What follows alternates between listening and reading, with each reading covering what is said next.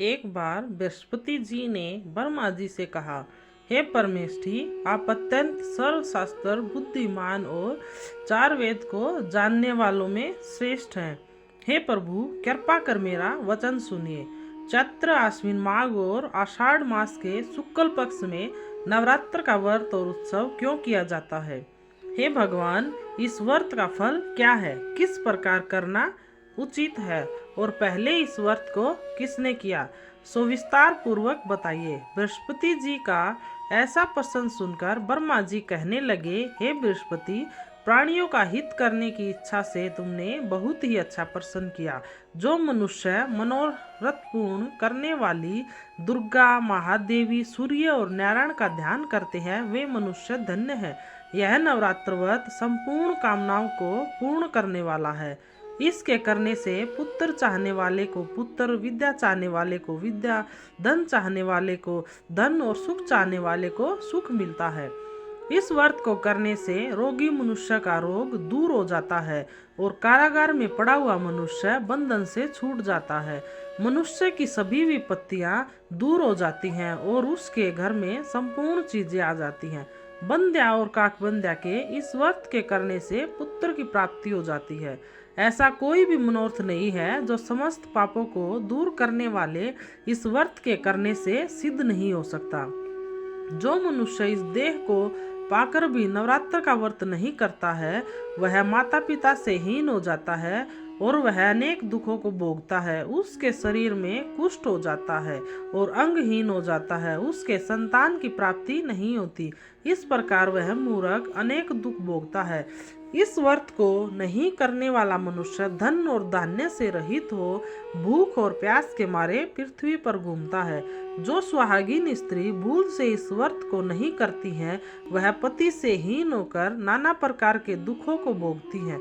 यदि व्रत करने वाला मनुष्य सारे दिन का उपवास ना कर सके तो एक समय भोजन करे और उस दिन नवरात्र व्रत की कथा श्रवण करे। ब्रह्मा जी ने आगे कहा, हे बृहस्पति, जिसने पहले इस महाव्रत को किया है उसका पवित्र इतिहास मैं तुम्हें सुनाता हूँ। तुम सचेत होकर सुनो। ब्रह्मा जी बोले, पिठत नाम के मनोहर नगर में एक अनाथ नाम का ब्राह्मण रहता था। वह भगवती दुर्गा का भक्त था। उसके संपूर्ण सद्गुणों से युक्त मानो ब्रह्मा की सबसे पहली रचना हो ऐसी यथार्थ नाम वाली सुमति नाम की एक अत्यंत सुंदर कन्या पैदा हुई। वह कन्या सुमति अपने घर पर बचपन में अपनी सहेलियों के साथ क्रीड़ा करती हुई इस प्रकार बढ़ने लगी जैसे शुक्ल पक्ष में चंद्रमा की कला बढ़ती है। उसका पिता प्रतिदिन दुर्गा जी की पूजा और हवन किया करता था। उस समय वह भी नियम से वहां रहती थी। एक दिन सुमति अपनी सखियों के साथ खेलने लग गई और भगवान के पूजन में शामिल नहीं हुई। पुत्री का पूजन में शामिल नहीं होने पर उसके पिता को बहुत क्रोध आया और कहने लगा कि हे दुष्ट पुत्री, आज सुबह से तुमने भगवती का पूजन नहीं किया। इस कारण मैं किसी कुष्ठी और दरिद्र मनुष्य के साथ तेरा विवाह करूंगा। इस प्रकार क्रोधित पिता के वचन सुनकर सुमति को बड़ा दुख हुआ और पिता से कहने लगी कि हे पिताजी, मैं आपकी पुत्री हूँ। मैं आपके सब तरह से अधीन हूँ। जैसी आपकी इच्छा हो वैसा ही करो। रोगी, कुष्ठी अथवा किसी के साथ जैसी आपकी इच्छा हो मेरा विवाह कर सकते हो। होगा वही जो मेरे भाग्य में लिखा है। मेरा तो इस पर पूर्ण विश्वास है। मनुष्य न जाने कितनी इच्छाओं का चिंतन करता है, पर होता वही है जो भाग्य में विधाता ने लिखा है। जो जैसा करता है उसको फल भी उसके कर्म के अनुसार ही मिलता है, क्योंकि कर्म करना मनुष्य के अधीन है पर फल भगवान के अधीन है। जैसे अग्नि में पड़े हुए तृणादि उसको अधिक प्रदीप्त कर देते हैं, उसी तरह अपनी कन्या के ऐसे निर्भयता से कहे हुए वचन सुनकर ब्राह्मण को अधिक क्रोध आया। तब ब्राह्मण ने अपनी पुत्री का एक कुष्ठी के साथ विवाह कर दिया और अत्यंत क्रोधित होकर पुत्री से कहने लगा कि जाओ जाओ, जल्दी जाओ, अपने कर्म का फल भोगो। देखे केवल भाग्य भरोसे रहकर क्या करती हो। इस प्रकार से कहे हुए पिता के कटु वचनों को सुनकर सुमति अपने मन में विचार करने लगी कि यहो मेरा बड़ा दुर्भाग्य है जिससे मुझे ऐसा पति मिला। इस तरह अपने दुख का विचार करती हुई वह सुमति अपने पति के साथ वन चली गई।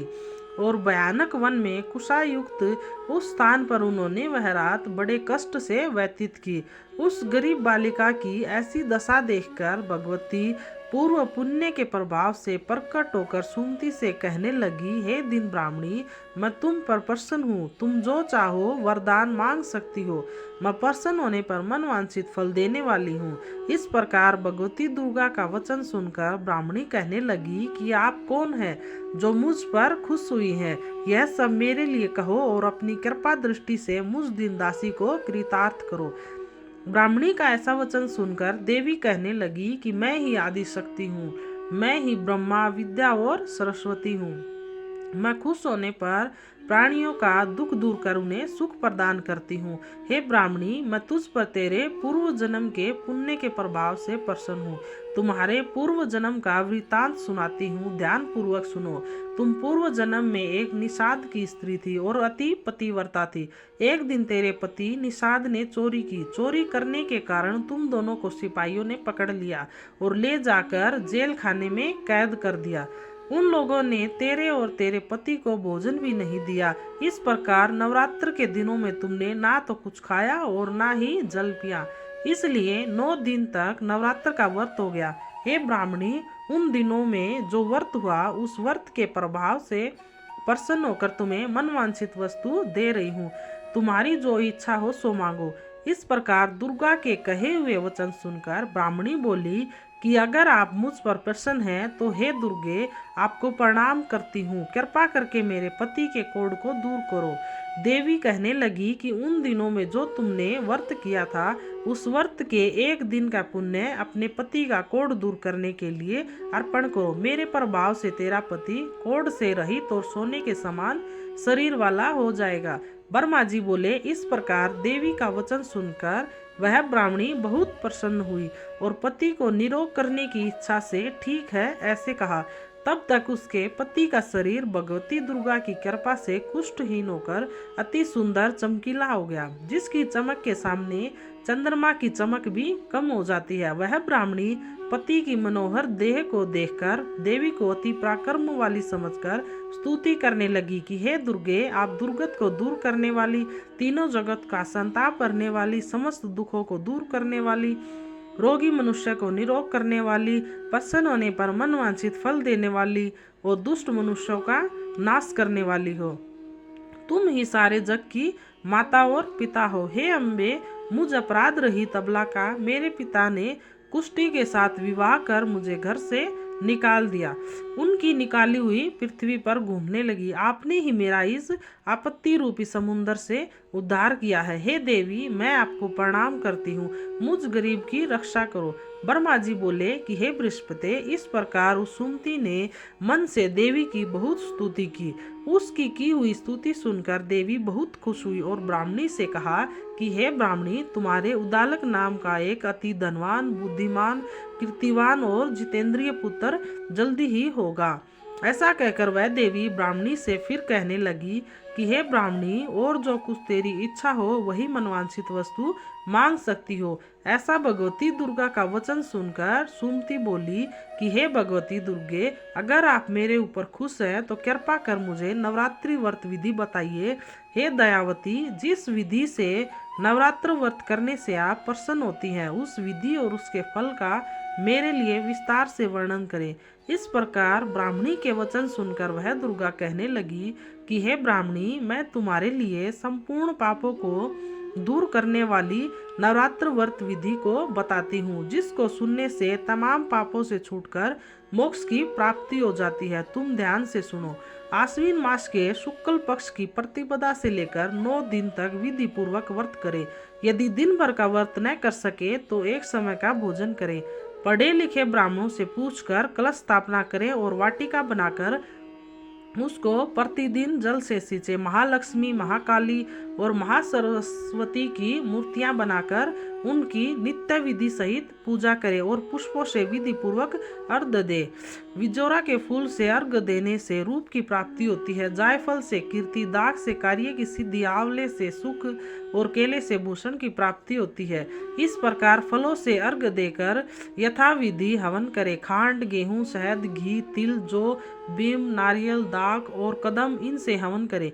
गेहूं से हवन करने से लक्ष्मी की प्राप्ति होती है। खीर व चंपा के पुष्पों से धन और पत्तियों से तेज और सुख की प्राप्ति होती है। आंवले से कीर्ति और केले से पुत्र की प्राप्ति होती है। कमल से राज सम्मान और दाखों से सुख संपत्ति की प्राप्ति होती है। खांड, शहद, घी, नारियल, जौ और तिल, इनसे तथा फलों से हवन करने से मनवांछित वस्तु की प्राप्ति होती है। व्रत करने वाला मनुष्य इस विधान से हवन कर आचार्य को नम्रता के साथ प्रणाम करे और यज्ञ की सिद्धि के लिए उसे दक्षिणा दे। इस महाव्रत को पहले बताई गई विधि के अनुसार जो कोई करता है उसके सब मनोरथ सिद्ध हो जाते हैं। इसमें तनिक भी संशय नहीं है। इन 9 दिनों में जो कुछ दान आदि किया जाता है उसका करोड़ों गुना फल मिलता है। इस नवरात्र के व्रत करने से ही अश्वमेध यज्ञ का फल मिलता है। हे ब्राह्मणी, इन संपूर्ण कामनाओं को पूर्ण करने वाले उत्तम व्रत को तीर्थ, मंदिर अथवा घर में ही विधि के अनुसार करें। ब्रह्मा जी आगे बोले, हे बृहस्पति, इस प्रकार ब्राह्मणी को व्रत की विधि और फल बताकर देवी अंतर्ध्यान हो गई। जो मनुष्य या स्त्री इस व्रत को भक्ति पूर्वक करता है वह इस लोक में सुख पाकर अंत में दुर्लभ मोक्ष को प्राप्त होता है। हे बृहस्पति, यह दुर्लभ व्रत का महत्व मैंने तुम्हें बताया है। ब्रह्मा जी के वचन सुनकर बृहस्पति जी आनंद के कारण रोमांचित हो गए और ब्रह्मा जी से कहने लगे, हे ब्रह्मा जी, आपने मुझ पर अति कृपा की जो अमृत के समान इस नवरात्र व्रत का महत्व सुनाया। हे प्रभु, आपके बिना और कौन इस महात्म्य को सुना सकता है। ऐसा बृहस्पति जी के वचन सुनकर ब्रह्मा जी बोले, हे बृहस्पति, तुमने सब प्राणियों का हित करने वाले इस अलौकिक व्रत को पूछा है, इसीलिए तुम धन्य हो। यह भगवती शक्ति संपूर्ण लोगों का पालन करने वाली है। इस महादेवी के प्रभाव को कौन जान सकता है। जय माता दी।